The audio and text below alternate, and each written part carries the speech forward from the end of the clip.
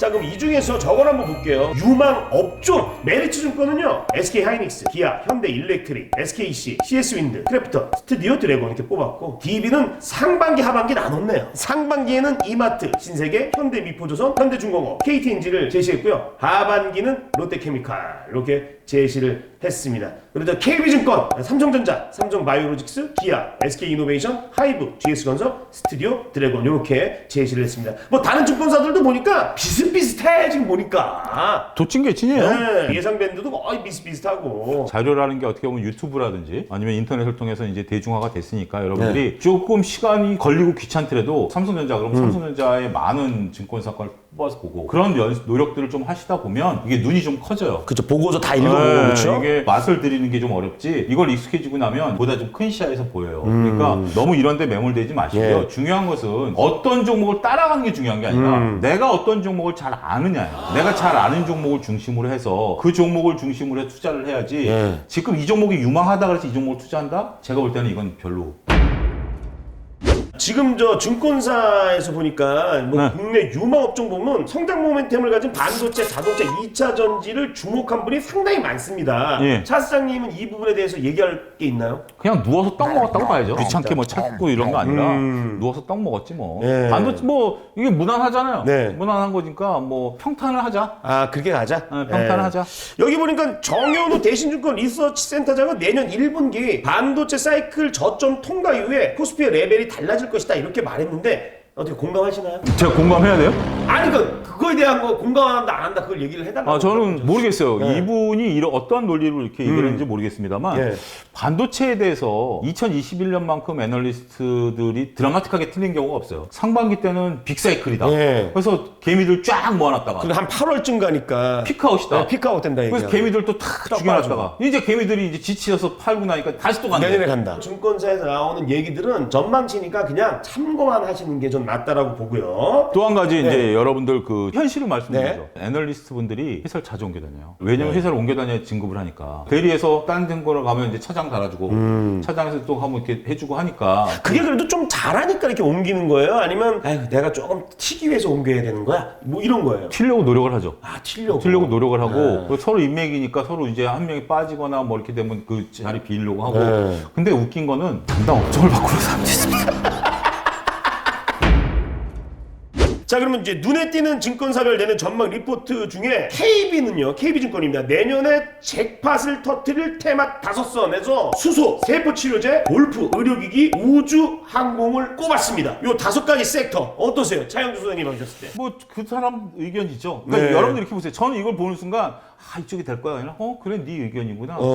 그래 그러면 근데 골프? 얘가 골프를 좋아해서 그러나? 골프 인구가 늘어나서 그러나? 골프는 사실 올해 근데- 좀 좋았어요. 골프 웨어도 그렇고. 근데 그런 것들이 투자할 만한 가치가 있을까? 이렇게 우주항공 저도 동의하고 수소 동의합니다. 골프 너무 조그만 거 아니에요? 그러니까 좀 급이 좀 다른 뭐 그런 부분들이다 네. 말씀드리고 싶어요. 그래요. 그러면서 이슈로는 역시 선거가 있죠. 3월에. 3월 네. 9일이죠. 선거를 뽑았고 그리고 액티브 ETF, IPO, 양도 차익 과세 이렇게 4가지 이슈를 뽑았습니다. 저 이거- 뭐 선거는 당연한 거고. 당연한 거고. 그죠? 액티브 ETF. 그럼 변동성이 더 커지죠. 예, 이거는. 패시브 ETF에서 액티브 ETF로 되면 변동성이 더 커지죠. 그리고 IPO는 아마 1월 27일 날 엔솔. LG 에너지 솔루션 그죠? 그거 60조. 상장이고. 좀 네. 그만하세요. 상장 좀.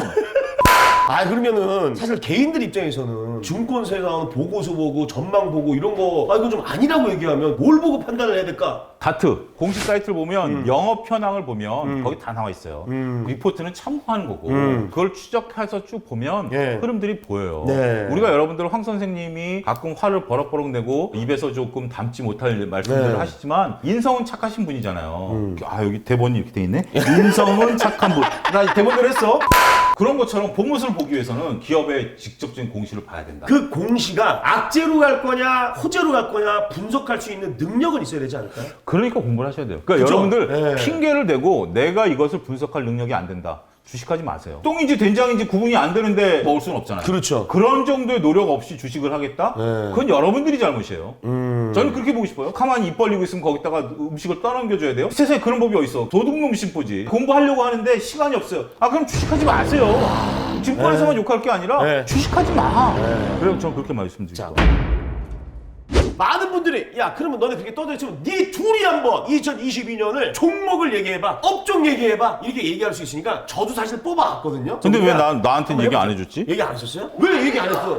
대본에 써있는데 안 보고 오셨구만. 그러면 제가 선택하는 거를 분석을 해주세요. 냉정하게. 5종목 갖고 왔어요. 근데 섹터로 보면 네. 첫 번째 저는요. 자동차는 무조건 뽑았어요. 자동차. 네, 사실 뭐 현대차, 기아차밖에 없잖아요. 그 맞죠? 그 중에 이제 현대차를 제가 뽑았거든요. 네. 이 현대차를 뽑은 이유가 2021년에는 최근 이 방송을 하는 이날까지만 해도 저 바닥에 누워서 가고 있어요. 차량용 반도체 수급이 어려워서 그 어려움 때문에 그런 것도 있는데 내년에는 좀 상황이 좀 달라질 것 같아요. 두 번째는 아이오닉 6가 나옵니다. 계속해서 전기차 수소 쪽에 현대차가 제가 봐서는 뭐 이쪽이 미래의 먹거리다 하고 그때부터 쏟아봐서 2025년까지 그냥 달려가기 때문에 선반영된다 그러면 내년 하반기 12월 정도면 지금 가격은 아닐 것이다.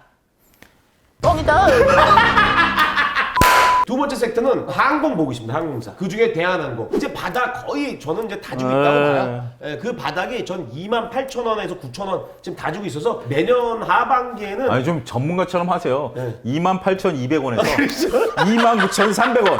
항공 쪽 그렇게 보고 있고요. 왜냐면 이제 화물에서 이제 사람까지 실어 나르고 네. 분명 수요가 늘어날 것이다. 맞습니다. 변수는 역시 코로나죠. 우리도 여행 네. 가자고요. 그래요. 네. 그리고 이제 건설 중에 GS건설 볼 것도 없죠. 짜이. 네. 공급이 지금 부족해서 네. 서울 집값이 계속 고공행진을 했거든요. 네. 내년 3월 9일에는 어쩔 수 없어요. 누가 대통령이 됐든 공급을 지금 250만 원 둘 다 주장하고 있잖아요. 네. 근데 그건 사실 말도 안 되는 얘기고 그거보다 좀 낮을 거지만 분명 수요가 있는 곳에 공급을 해야 되기 때문에 건설업이 그때부터 좀 살아날 것이다. 저 그렇게 보고 있고요. 요거 좋아. 화장품. 3분기 바닥 찍었고 4분기까지 난 바닥 찍는다고 보고 지하실 없어. 양체 공처럼 튀고 올라간다. 마지막으로 전기전자인데 요거는 이제 엄밀히 따지면 이제 2차 전지 충전주. 요거 뭐냐면 원익 P&E를 2차 전지 그리고 전기차 섹터와 같이 동반 상승할 것이다.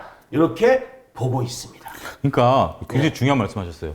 아모레퍼시픽을 예를 들자면 네. 우리가 아까 증권사들의 다트를 보고 네. 공시를 봐라라고 했잖아요. 아모레퍼시픽이 최근에 공시가 나온 게 있는데 네. 그리고 이제 기사들 이렇게 좀 보면 중국 법인장이 그랬어요. 우리가 그동안에 물량을 좀 하다가 이제 물량보다는 수익성에 이제 목표를 삼겠다. 그러면서 이제 설화수라든지 이런 고가 브랜드로 가겠다라고 해서 결국 이익을 내겠다는 거죠. 그렇죠. 기업이 네. 때로는 물량에 집중할 때가 있고 이익에 집중할 때가 있습니다. 이익에 집중할 때 주가가 드라마틱하게 움직여요. 네. 그러니까 이것을 내가 아모레퍼시픽에 내 관심 종목이 있고 한다라면 이런 기사를 찾아보게 되고 그렇죠. 이런 것들을 여러분들이 알면 아모레퍼시픽 리포트 읽을 필요가 뭐 있어요. 네. 이렇게 되는 거예요. 그렇죠. 그거 되는 거예요. 괜찮죠? 이거 괜찮아? 정말 네, 이게 괜찮아? 맞고 틀리고는 네. 아니에요. 정답은 아니고 네. 황 선생님도 점쟁이가 아니기 때문에 네. 근데 이런 논리를 갖고 여러분들이 접근하면 이게 만약에 논리랑 안 맞으면 여러분들이 매도할 수도 있고요. 이런 연습들을 하시는 거예요. 지금 맞고 틀리고가 아니에요. 이거는 점의 영역이 아니기 때문에 언제든지 마음을 바꿀 수는 있습니다만 여러분들 스스로 한번 뽑아보세요. 자꾸 연습을 해보세요. 그러면서 저는 그래요. 정말 한 달에 한 번은 주식하는 사람들은 멍 때리는 시간을 1시간 정도 가져야 된다. 커피숍에 앉아서 딴 생각하는 거 아니야. 야, 미래는 어떻게 되지? 내년도 우리 삶은 어떻게 바뀌지? 전기차, 자율주행차 될까? 뭐 이런 생각을 1시간 동안 해보는 거예요. NFT, 그러다 그런 얘기. 보면 새로운 아이디어들이 그런 거 없으면 야, 지금 NFT가 가는데 이런 것만 매몰되니까 때로는 멍하다가 옛날 뭐 애인 생각도 나고 뭐 하다가 그냥 1시간 가버릴 수도 있어요. 근데 머리가 정리가 되는 느낌이 들면서 주식을 보는 관이 새로 생긴다.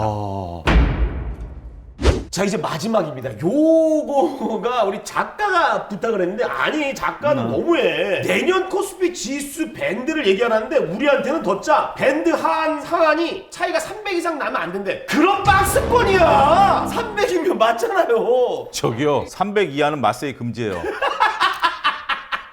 상하다는 의미 없고 2020년 고속도로, 2021년 국도, 2022년 비포장도로 예. 저는 그렇게 표현하고 싶습니다. 이거는 지수를 맞추기보다는 예. 더 환경이 어려워질 것이다. 그렇게 말씀드리고 300 이하는 마세이 금지다. 예. 자 그러면 저 끝으로 새해가 그래요. 시작되니까 예. 우리 저 주주총회 우리 구독자 여러분들 덕담 한마디 해주는 걸로 마무리하겠습니다. 여러분 덕담을 하겠습니다. 네. 주식 만만히 보실 거 아닙니다. 주식은 여러분들의 약한 부분들을 노리려요. 항상 주식 무서운 줄 아시고요. 주식으로 내가 인생을 바꿔보겠다 쉽지 않습니다. 하려면 공부 열심히 하시고요. 정신 바싹 차리셔야 됩니다. 네. 여러분들 요걸 꼭 기억하세요. 존망하지 않는 기업 존버하면 존이 된다. 그러면 주식 안 할래나? 네. 아니 나 불러놓고 존니 선생님 칭찬하는데 내가 왜 나와? 존니 선생님 불러. 존니 선생님 불러. 다시 할게. 엔지 다시. 존나하는 기업, 존버하면 사슬이 된다. 남은 이렇게 관세음보살. 정리하겠습니다. 예. 자, 인사 나눌게요. 주총!